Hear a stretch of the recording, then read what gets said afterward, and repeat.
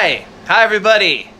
This is your geek, George O'Connor from Geek Speaks Greek. Hi, you're watching Geek Speaks Greek. Let me apologize. I know we're starting a bit late today. Was literally on a business call until about 20 seconds ago. Not even. I was over there, walked over here.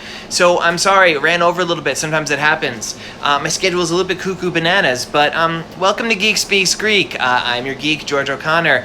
Not speaking Greek, clearly speaking English, but speaking about Greek mythology.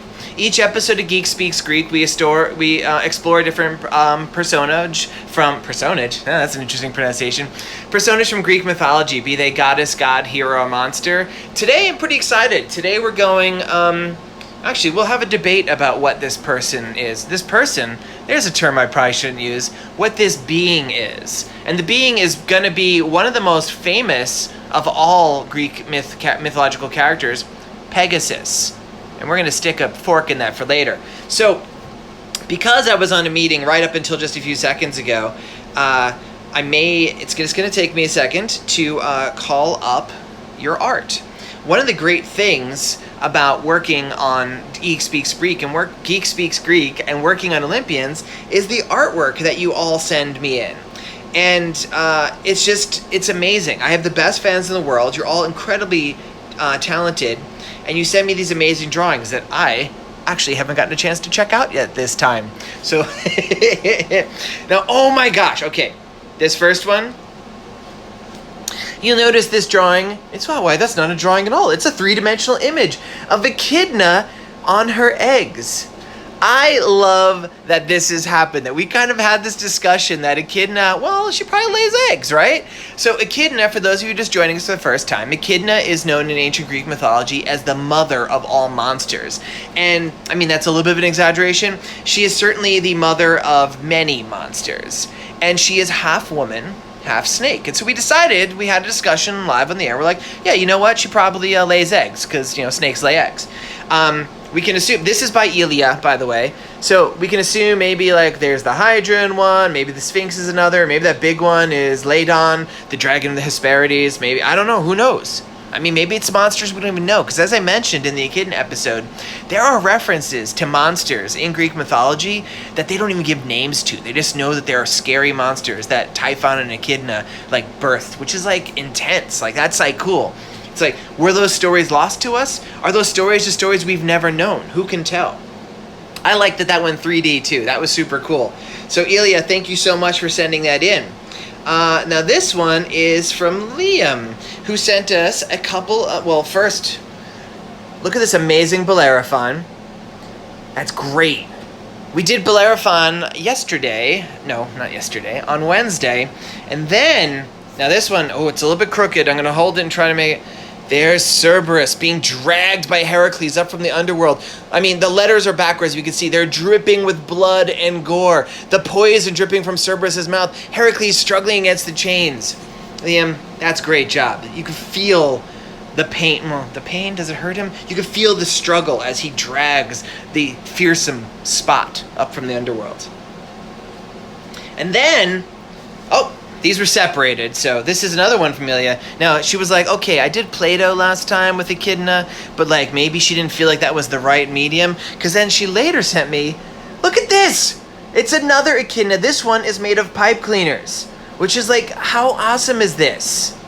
I love anytime the Olympians can make the jump into 3D, when they become so, I mean, I can't touch it, that's a photo. But you know what I'm saying? When it's something that I can touch, I love that. I mean, of course, the very famous Lego Olympians, which my giant head is covering. But we did an entire episode of that. There's something that's just so cool about these creatures, yeah, some of them are, and gods and goddesses, who my version of them, they lives in my head and becomes in my books, but I don't always I can't touch them that way. But when somebody makes them in 3 dimensions like that, I love it. So here we have a bunch of work from Yehi. Now, like I said, because I've been super busy, haven't had a chance to check these out yet. So let's look at them together. So, who's taming who? I'm guessing this is Bellerophon being dragged by Pegasus here. We're going to talk a lot about this today. There's some pretty funny, weird stuff about that whole relationship. Look at this. Look at this beautiful light. Yeah, he's such an amazing painter with color. Like there's Medusa looking out over, you think it's a sunrise or a sunset? Can't tell, but I guess it depends which way she's facing. From her temple, the former temple, the desecrated temple of Athena, looking out with her snake eyes. Like that's beautiful. I love those colors. My gosh. And this would seem to be another shot of Medusa. Is this Medusa in transformation for the first time? Is it like maybe a story we've never heard of Medusa temporarily reverting back? Maybe it's not Medusa at all. Maybe this is actually Eris. Because the hair is reminiscent of snakes, but it's not quite snakes. Although it looks like it's definitely on its way to becoming snakes. I don't know. That's an amazing piece. Oh, now this is cool. Now, at first you might be like, why does that guy look kind of weird and flat? It's Arachne.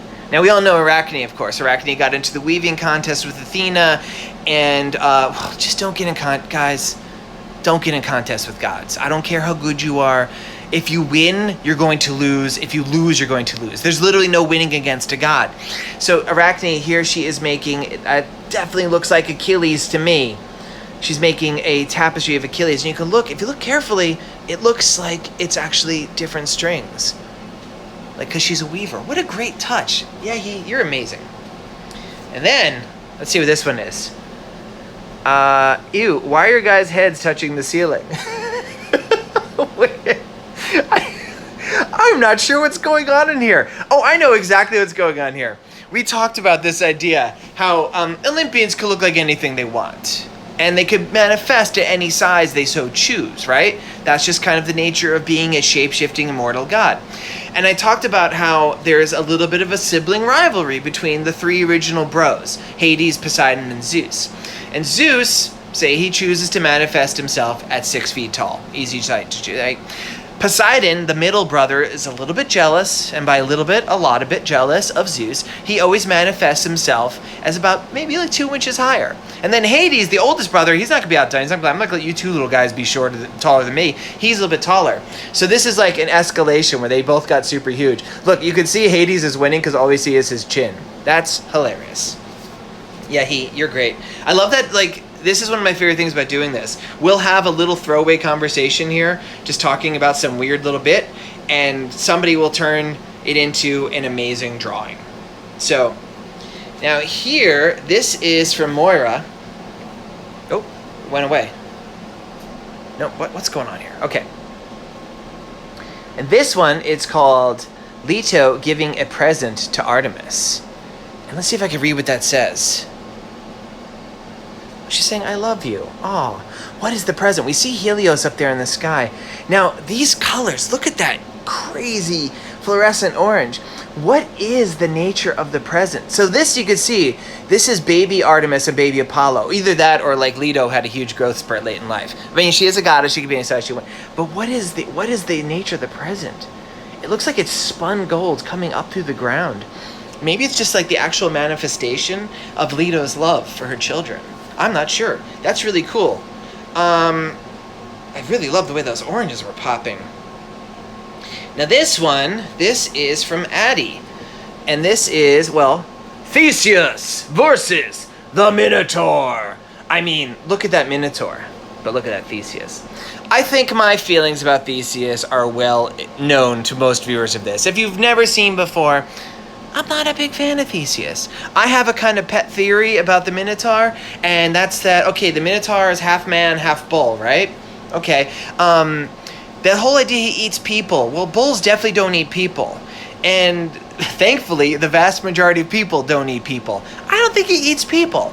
I think he's just kind of a big, sad half man, half cow. And I think Theseus is a big super creep. If you want to know why I think he's a big super creep, well, there are many, many reasons. But you could go to my YouTube channel, youtube.com/user/George Olympians, watch the Theseus episode. Or for what I personally think is his creepiest of all creepity creeps he's done, watch the episode on Helen. I'm not going to give spoilers. I mean, I already talked about it, but dude has problems. But that's a beautiful drawing, Addie. And then there was another one. Look how awesome. This is Hebe. Hebe, look at, wait, here's the really funny element here. Hebe is the drink, she is the cupbearer of the god. She's the one who serves them drinks. Look, she's got her little tray, but look at the little tray with the drinks on it. It's so funny. It's like she's working a party. And like, this is beautiful. Look at the color. I love the way that green goes into the blue. I love everything about this piece. And that's her own design of Hebe. My Hebe is actually not as cool looking as that. My Hebe is kind of a, just kind of generic looking goddess, which I feel bad. I spent a lot of time talking about Hebe. I didn't give her a super distinct design. So I like that with Hebe a lot. Now this one, this is the sort of thing I'm talking about. I was mentioning the whole idea how Echidna and Typhon had monsters we don't even named. Like we just like there's mentions like, yeah, terrible monster. What's his name? I'm not telling you. Gus went and designed one of those monsters. And like, look at so there's Olympus. I don't know if Olympus is in the background or this monster is huge. Could be, because Typhon, I mean, he dwarfs Olympus. I choose to think he's huge.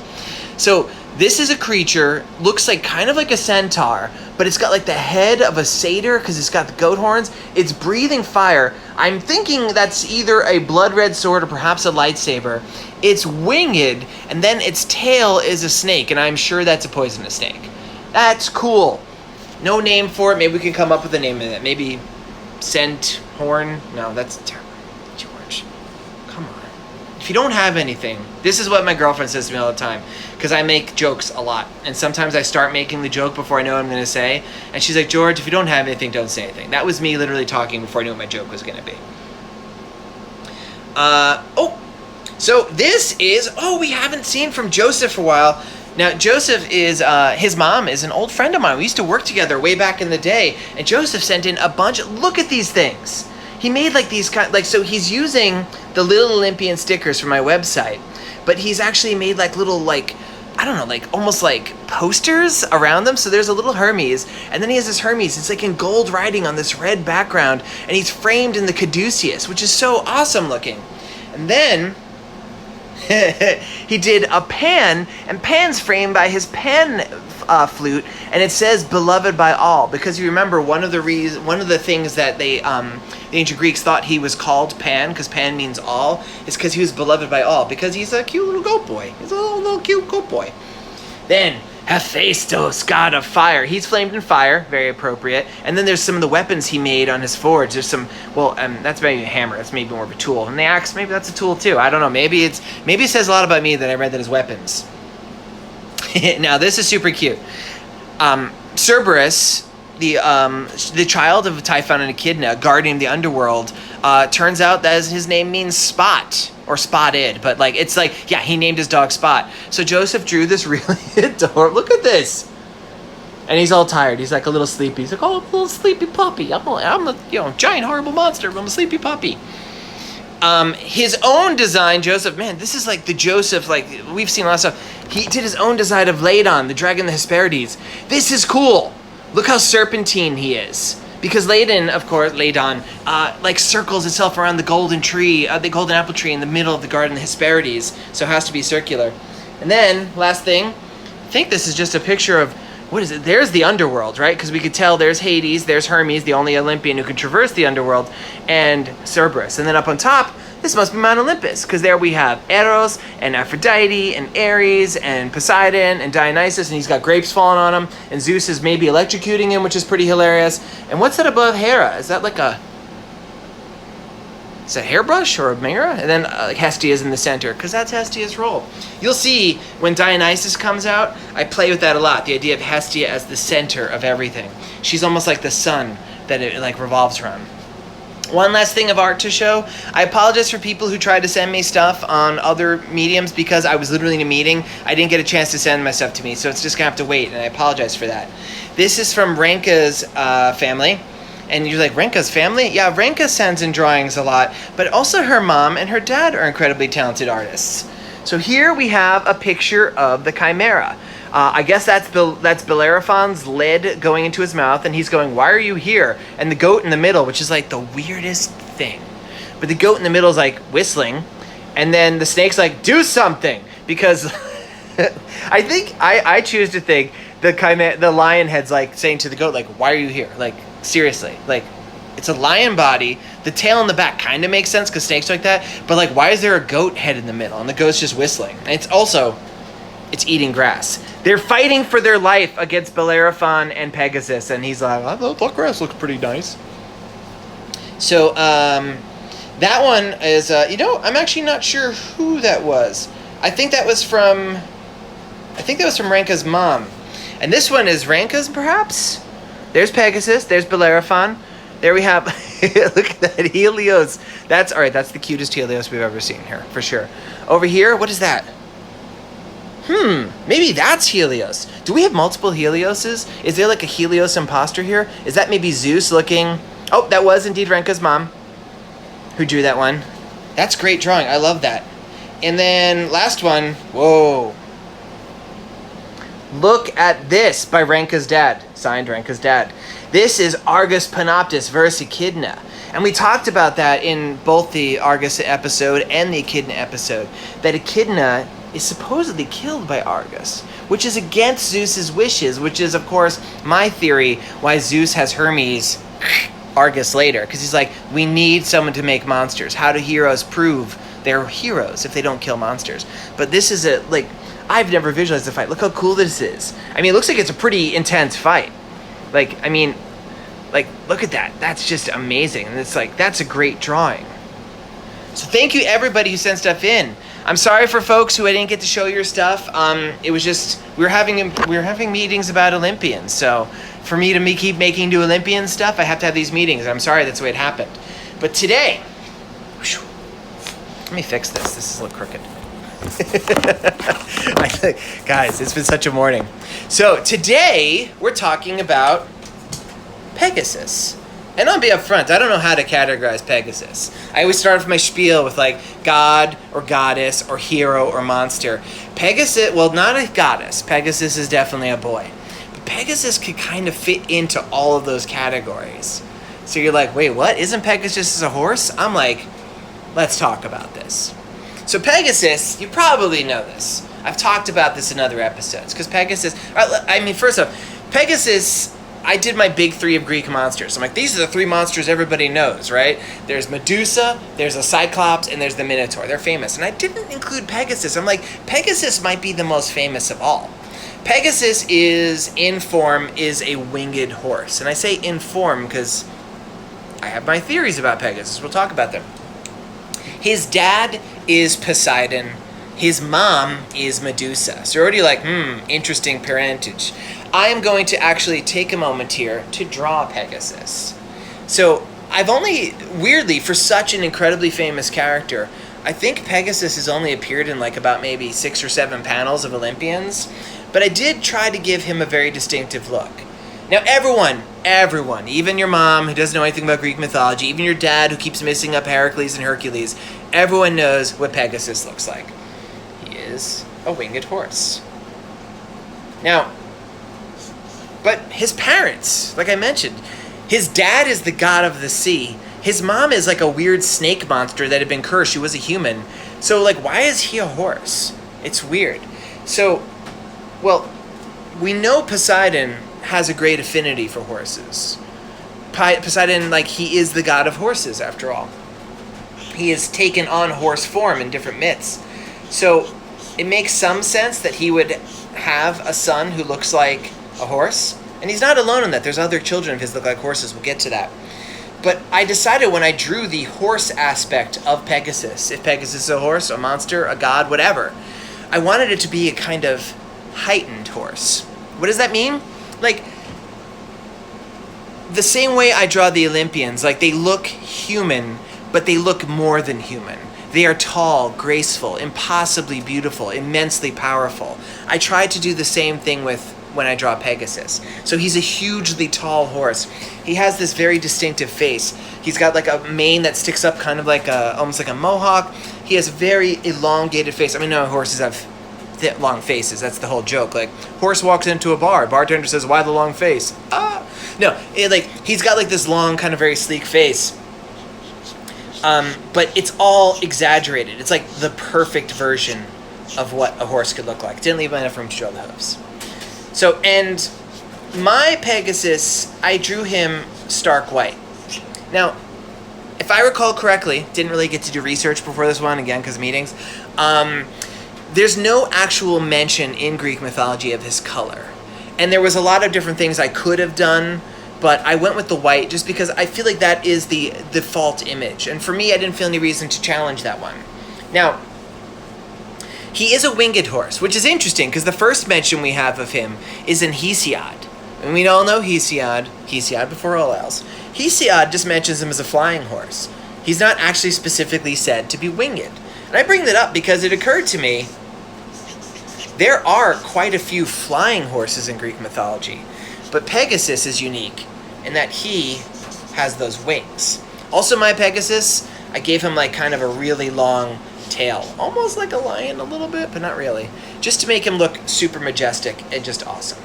He's beautiful. To go back to the idea of like flying horses that aren't Pegasus, like there's the horses that pull Helios across the sky. And like you're like, oh, I've seen those. You draw them all the time. In fact, everybody who draws a picture of the sun draws them all the time, right? But like they're just kind of these flaming horses that can move through the sky. Depending on your iteration of Selene, her chariot is also pulled by horses, or sometimes she just rides a horse, also a flying horse, not with the wings. Pegasus, I feel like we could say, has the wings. So let's circle back to the birth of Pegasus. Let's circle back before that to the conception of Pegasus. So we all know how Medusa became Medusa, right? The most popular, the most common story, the story I chose to tell in Olympians itself, is that she was a priestess of the goddess Athena. We're going to stick a note in this because that's important, because we know Athena and Poseidon have issues with each other. There's a lot of static there. They don't have a good uncle-niece relationship. And as a priestess to Athena, you were meant to be single. You couldn't have any men in your life. And depending on the version of the story, the version I tend to tell is the older version, where she attracts the attention, Medusa, as this beautiful priestess, attracts the attention of Poseidon. And the two of them become lovers, which is already a big no-no, because Athena, she's like, you're my priestess, you can't have lovers. And especially don't have it be Poseidon, because we have this weird issue because I accidentally killed his daughter and stuff, granddaughter and stuff, whatever. And then especially don't use your secret hiding space to be my temple, because that would be like terrible, because my temple is supposed to be super pure and everything. Medusa and Poseidon do all of that, and Athena finds out. And we've come across this a million times. The problem with gods, one of the problems with gods, there's several, is they really can't do anything to each other. They are mortal and invulnerable. Even if they hurt each other, they can instantly heal. You really can't do anything. So unfortunately, when a goddess or a god is mad at another goddess or god, they tend to take it out on the mortals around them. In this instance, you could say Poseidon's the one who really deserves to get in trouble for this, but unfortunately, it's Medusa who takes the blame. And Athena curses her and turns her into the snake monster, the Gorgon. And then she lives isolated in this temple, and then people just kind of keep landing on her island and like trying to kill her, but she has this gaze of transfixion. When Medusa puts her eyes upon you, if you see her eyes, you will turn to stone. So she just wants to be left alone, and everyone's like, I want to have her head, and then they turn to stone. And so it goes until Perseus comes, sent by Athena, by the way, Athena who created Medusa. Perseus arrives, and he has to kill Medusa. If you want to read more about that one, or hear more about that one rather, go watch my Perseus episode. I go into great length. Perseus has so much help. Athena helps him out. Hermes helps him out. They give him wings so he could, like, he has winged feet just like Hermes, so he could fly. He has Hermes' sword. He has a shield that reflects just like Athena. He basically is told exactly how to do it, and he kills Medusa. So Medusa's dead. Now, what nobody realized is that years ago, when Medusa was with Poseidon, she became pregnant. And this entire time, she's been pregnant. And inside of her, once she's beheaded, Perseus is kind of like, woo, got the head, he takes it, because you can't even look at even death. He puts it in his bag, and he's like, that was rough. And then he looks over at the beheaded body of Medusa, this snake-like body, and it starts like moving in this weird way. He's like, oh no, it's still alive! And he goes and hides, and he peeks. And then suddenly, from out of the neck, the stump, the neck stretches, and out comes this beautiful winged horse. And everyone's like, what? It's like the weirdest thing ever. Like, how does that happen? And Pegasus is born, finally, after who knows how many decades inside of his mom, just kind of churning about, doing whatever. And she didn't look pregnant, so maybe it was just like her essence. Maybe it's even like her soul in some way. But he's definitely a different person than Medusa, so maybe not. He flies loose and leaves the palace. Now, according to some sources, including Hesiod, Hesiod above all, he's not the only person born then. And notice I use the term person, because we're going to talk about the nature of of Pegasus shortly. In some instances, Pegasus has a brother named Chrysaor. Now, that's a name we've used a lot here. And for instance, when we talk about Demeter, her golden blade that was made for her by the Titans, that she uses in her attempt to make Zeus pay for his role in the abduction of Persephone, is called the Chrysaor. Chrysaor means golden blade. It's not the best name. So this dude's name is also Chrysaor, whose name means golden blade. And that's pretty much all we know about him. Yeah, so weird enough, Perseus cuts off this this lady's head, which is sad. And then a winged horse flies out, and then this other dude comes out, and he's carrying a golden sword. He's like, hey, I'm Chrysaor. I'm gonna go, just go step off and not really appear in any myths. I'll be mentioned once or twice. Geryones, the guy who's got 3 bodies that fights Heracles for his 9th labor. Yeah, I'm his dad. But that's it. That's all I do.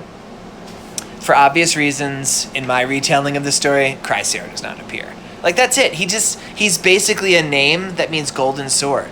I'm that's just too confusing. Let's leave it as the one kid. So I'm sorry, Pegasus, you don't have a brother in this story, but luckily you have a lot of half brothers and sisters. Because, Poseidon, he's not quite Zeus, but he's darn close in terms of making kids. And one of the observations I've made while working on this series, is the children of Poseidon tend to be monstrous. And now we're going to get into that discussion I want to have about Pegasus. What is Pegasus?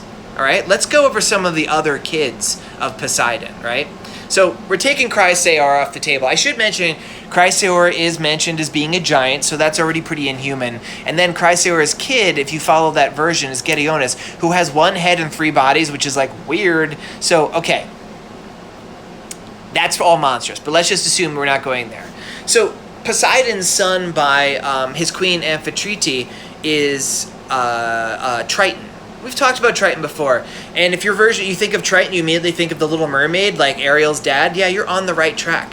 Triton, from the top up, looks kind of just like a buff dude.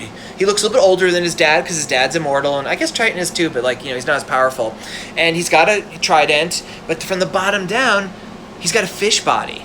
Pretty weird. It's not. We could call it a monster. I put him squarely into the god territory. Both his parents are gods. He's a full-on god. Then Poseidon has 2 children with the, is she a goddess? I'd say she's a goddess. Teusa, who are I don't know who the mom of Otis and Ephialtes is. Let's talk about them. Otis and Ephialtes, the Eloidae giants. They are 2 brothers, both of sons of Poseidon, who grow exponentially big every single year. And you can read their story in my book, Artemis. One of them is in love with Artemis herself. The other is in love with Queen Hera. And they come every single year, and they've doubled in size. They keep getting bigger and bigger. And they come and they attack Mount Olympus. And every year Zeus knocks them back. But they keep coming back, and every time they're bigger. And eventually they're going to be so big that they could just kind of pick up Mount Olympus and put it in their pocket. And they come to take Artemis and Hera. And the thing is that Mother Earth, Gaia, who we know has kind of a mad-on for the Olympians and is trying to get rid of them, she puts a spell on them that the only thing in the universe that can kill Otis and Ephialtes is themselves. They have to kill each other. And they love each other as brothers. And they're like, we're never going to do that. And they give the big bro hug. You can read in Artemis how that turns out. But they're definitely monsters. They're huge monsters. They're giants who get bigger and bigger. Monstrous. And we'll put them in the monster category. Polyphemus, one of the most famous sons of Poseidon.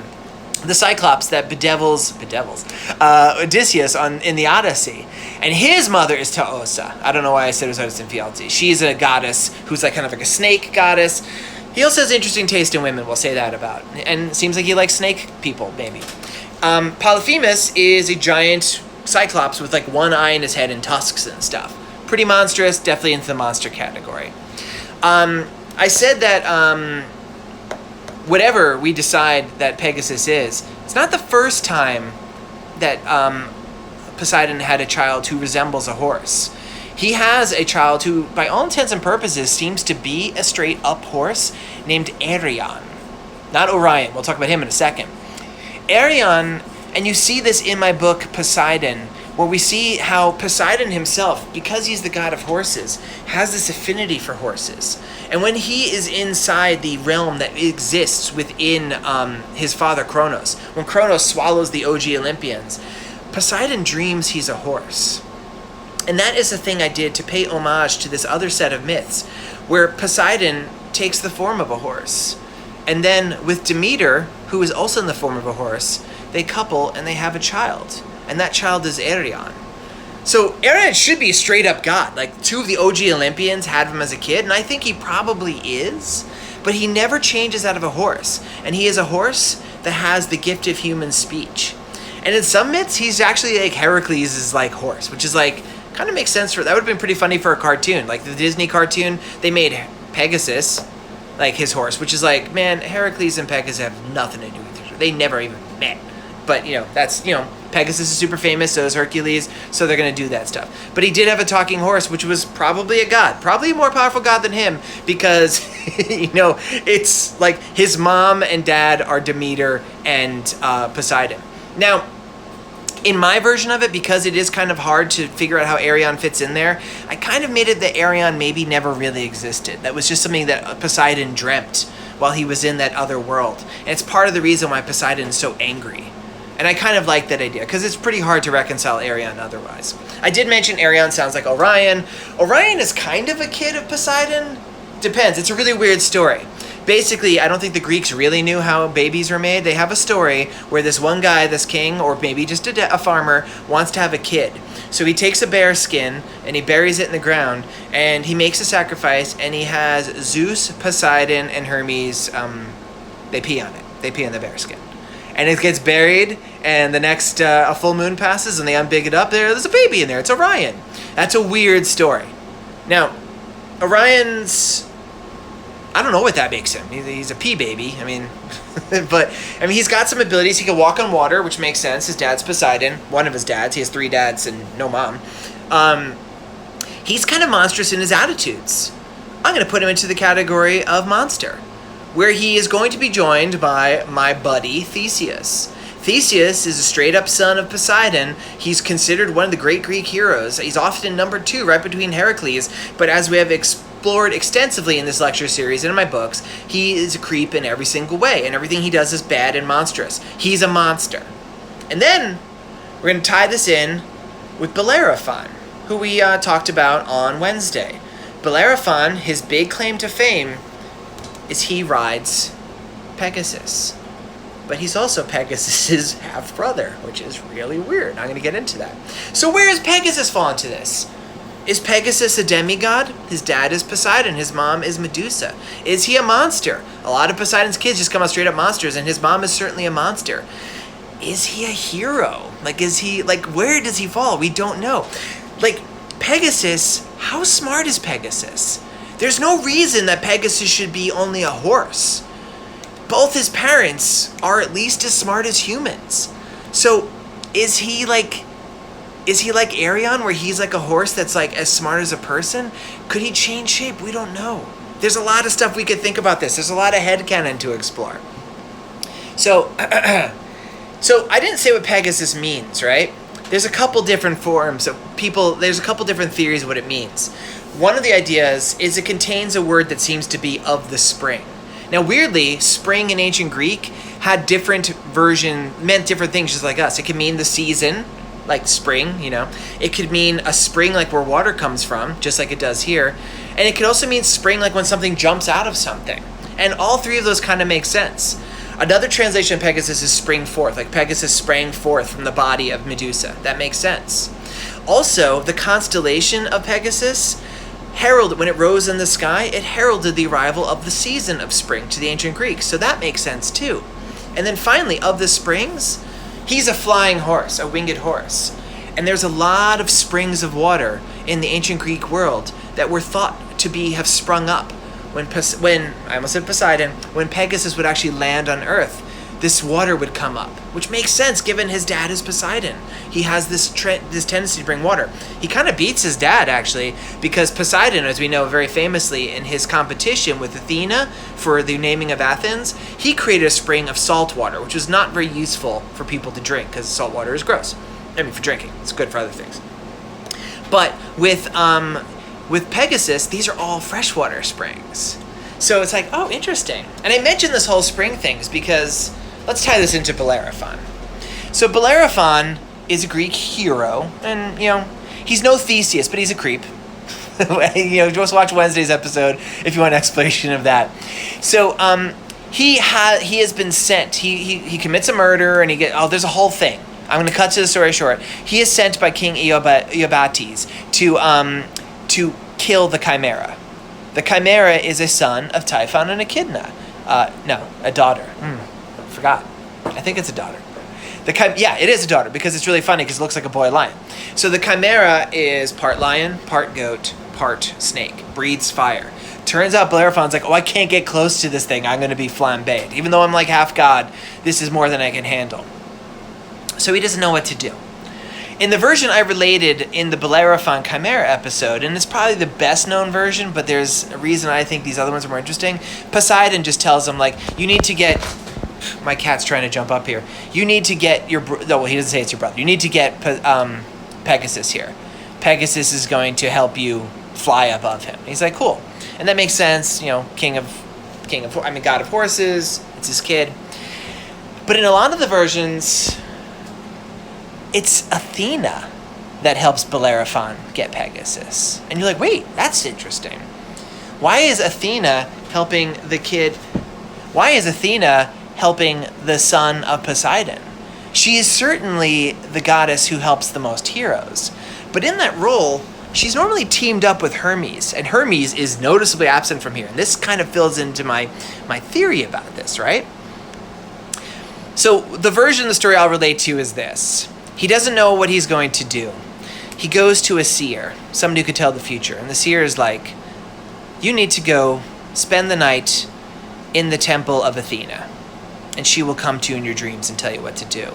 And he's like, okay. And we talked about the Bellerophon. He maybe doesn't know that his dad is Poseidon, so he's not suspicious of this.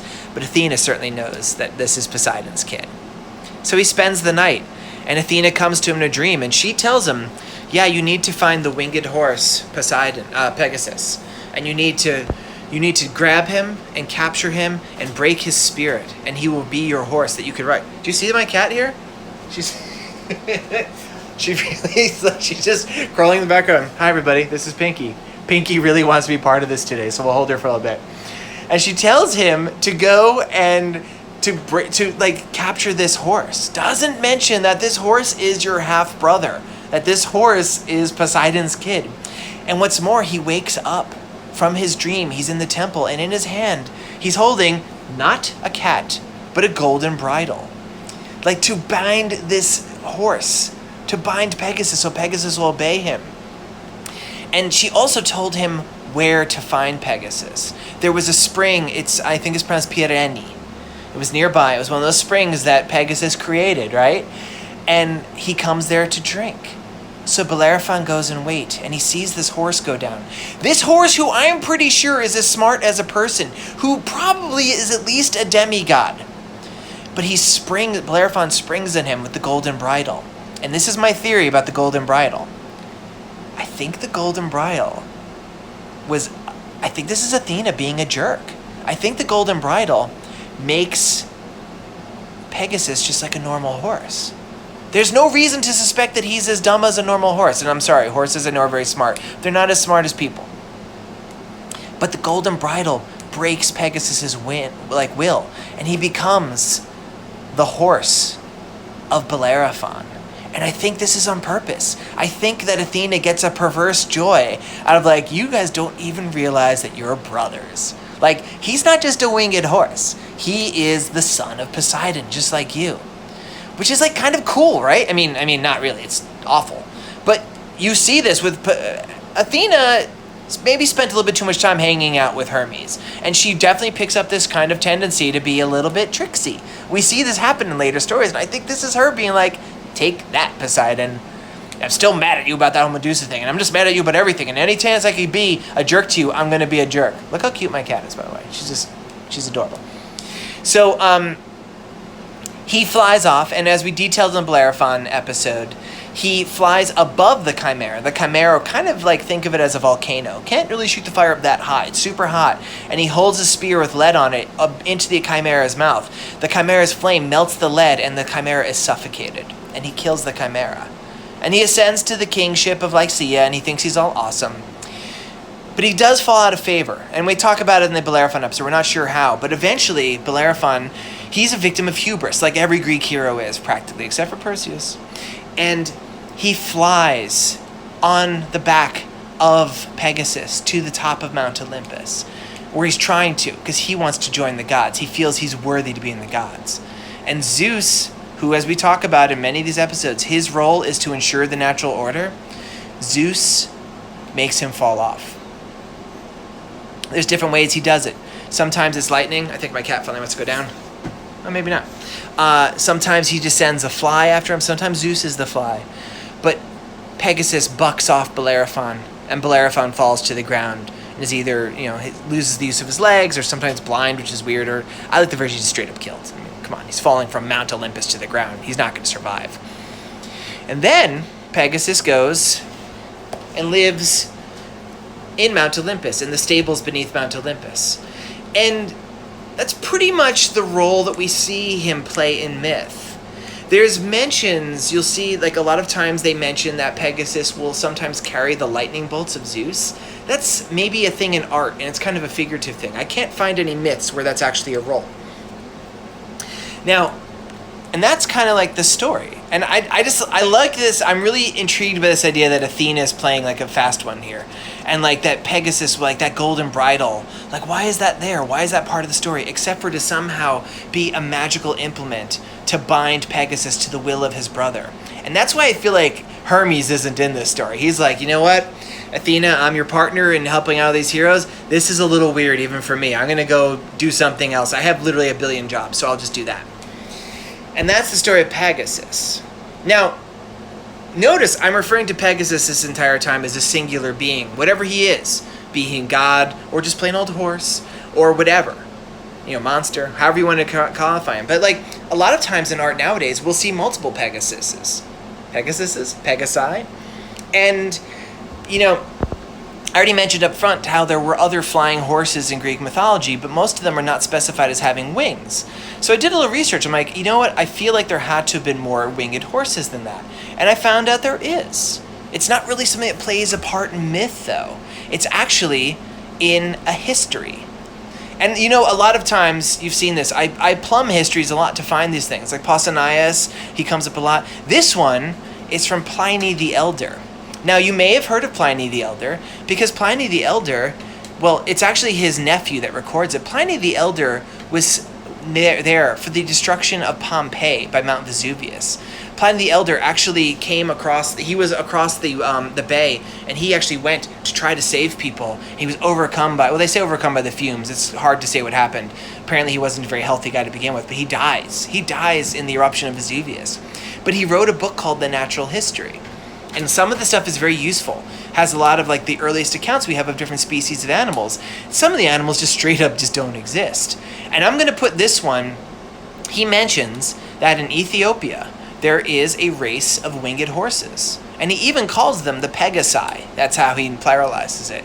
So apparently there were a race of winged horses. I don't know if they had as their father, Pegasus, the original. I mean, think about it. Pegasus, does he mate with other horses? Does he mate with... We don't know. There's so much stuff about Pegasus. And I'm really curious to see what sort of things that you, my faithful listeners, come up with. Because he's such a fascinating character. There's so many questions to ask. Like, why was he in Medusa's stomach for so long? Like, why did he not get born then? Maybe he's born in a way that's beyond... does Medusa? She's part snake. Does she lay eggs like we pretty much all decided Echidna does? Like, how about the fact that Zeus, that Poseidon is his dad? Like, how does that figure in? Where does he fall in the spectrum? I just don't know. So, man, I didn't really get to write notes this time, so I don't remember if there's anything else I want to mention. I think I got everything. So that is my exploration of Pegasus. And I would love to now open it up for people's questions. And I see one right at the top. Jonathan Crystal writes, do you think Medusa was trying to hide that she was pregnant with Pegasus because Athena would just kill Pegasus? Oh, I do now. Now that's actually really super interesting, right? Now there's a couple ways. So that's possible. Maybe like it was actually her, because we've seen how certain people, certain gods especially, and Medusa's not a god, but she's certainly more than a human, like the way that Leto was able to withhold the birth. She didn't do it by choice, but she kind of had to because she didn't have a place to give birth to Apollo and Artemis. She was able to hold that in within her. Maybe she did hold this because she was like, this isn't great, and I've got enough. If Athena already did this to me just for being with Poseidon, if she knew we had a kid, perhaps two if you count Chrysaor, like who knows what she would do to me next. That's a good actual thought. It might even be a thing as simple as like, okay, let's just, Medusa, at least the way I draw her, she's not huge. She's actually smaller than Pegasus. Maybe maybe she just couldn't simply give birth to Pegasus because Pegasus was bigger than her. And it's not until her head's lopped off, when it doesn't really matter anymore, that he's able to expand to his size and come out. Maybe it's sort of like a weird like Athena inside Zeus's head thing, where he was there, but he occupied a small spot. Like the way Athena had to you had to literally break Zeus's head so she could be born. Maybe you had to remove Medusa's head so he could be born. I don't know. There's some cool ideas in there. Let's see what else we got. A unicorn with wings is an alicorn, at least in My Little Pony. You mentioned it on Wednesday. Is that true? I want to look that up. I wonder if that is, somebody, I'll remember to look this up. I'm going to make a note. So, alicorn. Maybe that's actually something that goes back to ancient Greek mythology. Because the unicorn, it comes in Greek mythology. It's a little bit different than how we tend to picture them. They're not quite as pretty. You can actually see in Artemis, there's a scene where Orion is hunting all the creatures of the world, and you actually get to see a depiction of how the ancient Greeks viewed unicorns. They actually wrote it down pretty extensively. Of course, some people think they were thinking of rhinos. That's a thing. Rhinoceroses are often called unicorns, which shows you would make fun of them saying people clearly don't know what horses look like, but then you remember a hippopotamus means river horse, so I don't know, maybe horses used to be just really big back then, just big and fat. Megan asks, do you think that Echidna worried after her children like Gaia did? That's a great question, Megan. So we know that Gaia loves all of her children. And I do think of Gaia as a very benevolent deity, even though she does spend a lot of her time trying to bring about the downfall of the Olympians, but that's because the Olympians have imprisoned the Titans. She wants all her children free. Now Gaia, how does Echidna, is Echidna a loving mother? It's interesting. There's not really a lot of textual evidence to support it either way. I'll say this. Most reptiles are not particularly doting mothers. A lot of them just lay the eggs and kind of wait for the kids to go, but there are exceptions.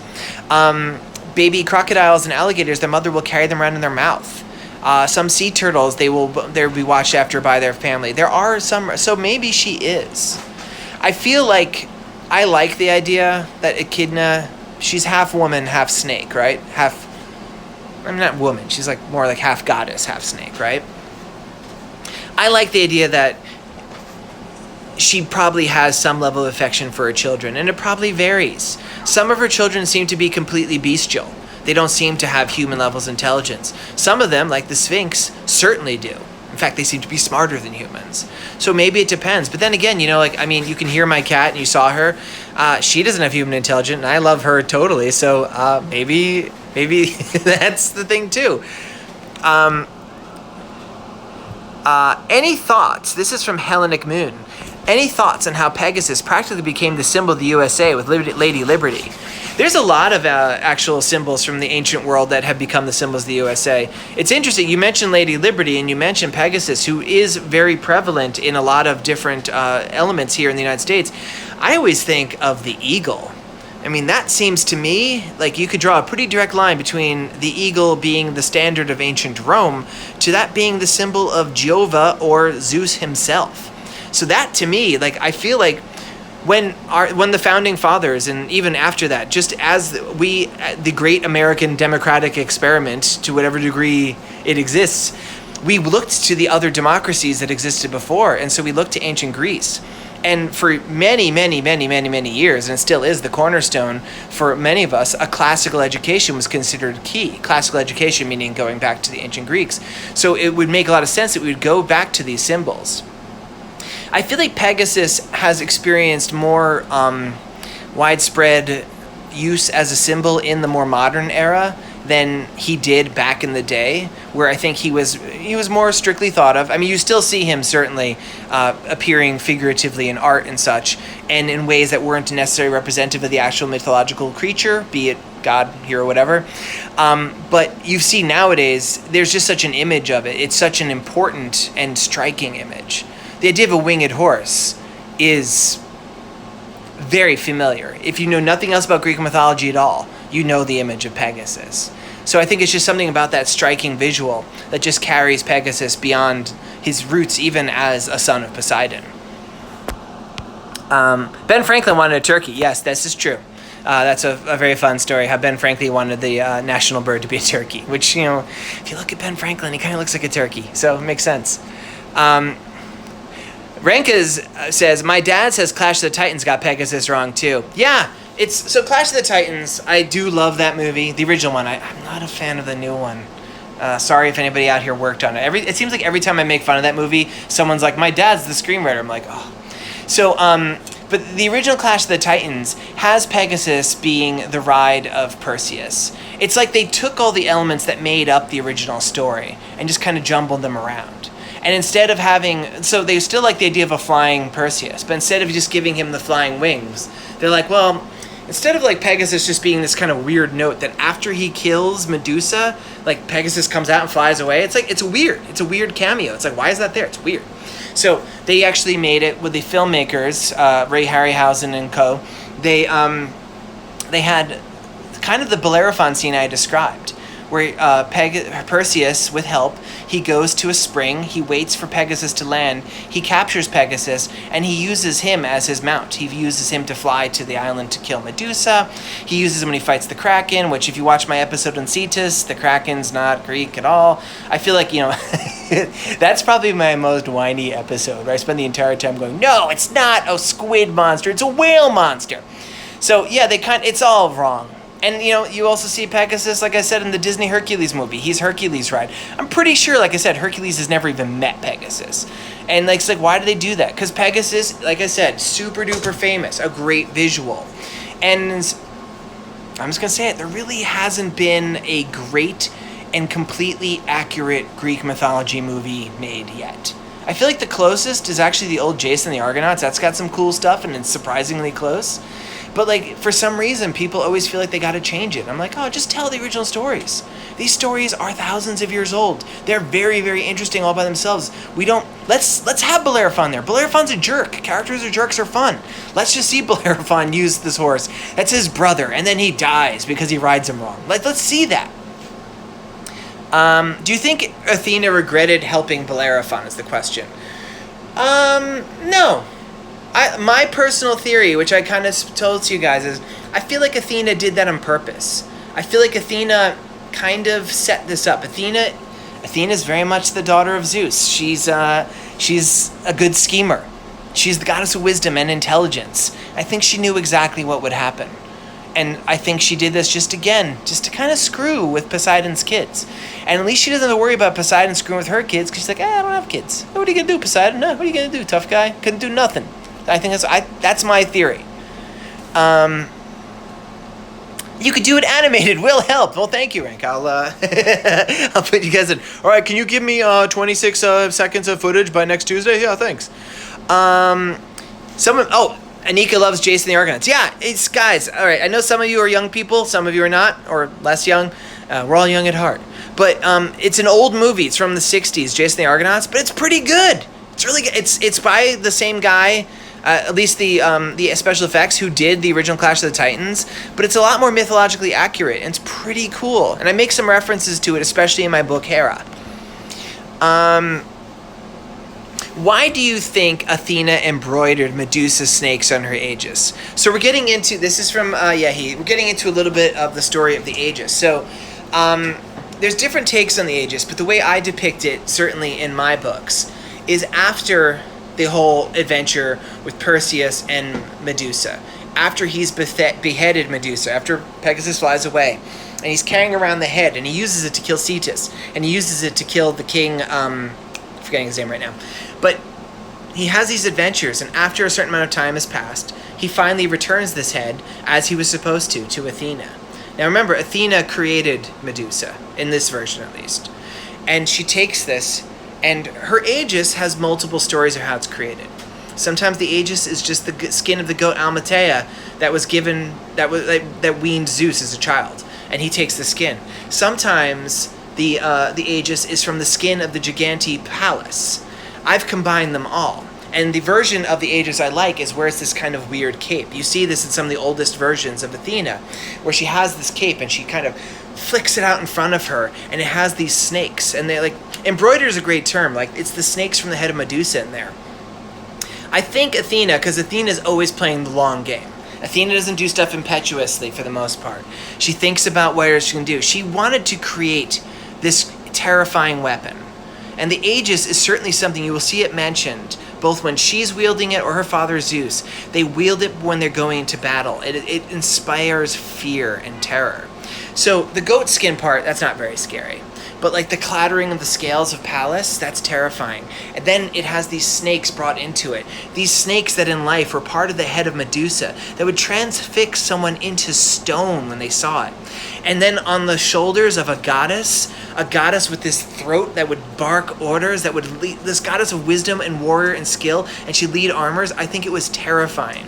And armies would flee before this. So I think she put on the snakes because they're scary and they're intense. And that was the whole idea. So the power comes from Medusa's pain. Yeah, kind of. And I think it was all her. I think she planned every step of that. I think once she saw that, she could have just you're dead to Medusa. She cursed her. She sent a hero to behead her eventually. The hero had to give it back to her. And then she absorbed that power back into her Aegis and added it to her most famous weapon. So I think that's what happened. Hey, Renka asked, we are ordering Unrigged from Word Books. Thank you. I'll just throw in a little pitch here. I had a book come out this week. It's called Unrig, and it's a book about our democracy. And we were talking about democracy today, so this is a great way to say it. Unrig, it's not like my normal books. There's very little cannibalism in it. There's no cannibalism. There's nobody eats anybody. There's no Greek gods, although there is a little bit if you take a close look. And it's a book about the way our democracy works and the way our democracy doesn't work. And it doesn't just complain about it. It says things that you, the people who live in this democracy, who don't, because I know a lot of people here aren't from the United States, but for people in the United States, it shows you things you can do to make this country run better. And I'm very proud of this book. And so I'm really glad to hear you ordering from Word, because Word's my favorite bookstore. Word's an independent bookstore here in Brooklyn and across the water in Jersey City. They're terrific, and a lot of independent bookstores have been having a hard time since the pandemic began. It's really sad here in New York. New York has so many great independent bookstores, and a lot of them are closing. But Word's still going on, so thank you so much. So then is Medusa... Oh, and there's Word themselves. Hi, Word. So is Medusa more fearsome than Athena? Well, I'm going to say no. Medusa is truly fearsome to look upon, and she inspires fright. Athena's a full-on Olympian. The power that Athena can bring, and you see it in the Athena book, when she takes the head of Medusa, she stares Medusa's head right in there and absorbs it. Medusa is powerless against Athena. That's how she gets into this jam. She's powerless for an Olympian. Olympians can essentially do anything. Their only limitations are their very human failings, right? Because they get petty and small. They can do anything they put their mind to. So in that aspect, Athena is definitely more fearsome, because she could do anything. Medusa is more scary looking for the most part, but I guess, Athena as a metamorph, somebody who can change shape, she could make herself more scary than Medusa, which would actually be, that's a fun thing for people to try. So we're down to a minute. Thank you, everybody, for letting me join a little bit late today. It was a meeting. It was a very exciting meeting. Maybe it'll come up something that'll be very exciting for you all to see one day. If you have any of those pictures, you want to draw a scary Athena or draw Pegasus, or tell me what Pegasus is, what you think, please send it to my email at georgeoconnorbooks@gmail.com. And if there's any episodes you want to catch, quote it backwards, that you've missed up on, because we really evoked a lot of last episodes. Like, you want to do your homework, all my episodes go up on my youtube.com/user George Olympians. And thank you everybody for tuning in. Not sure what we're gonna do. So would you say Medusa's a one-trick pony then? Kinda, yeah. Not sure what we're gonna do Monday, but tune back Monday and we'll have some sort of lecture, and I'll see you all then. Thank you so much. Bye-bye.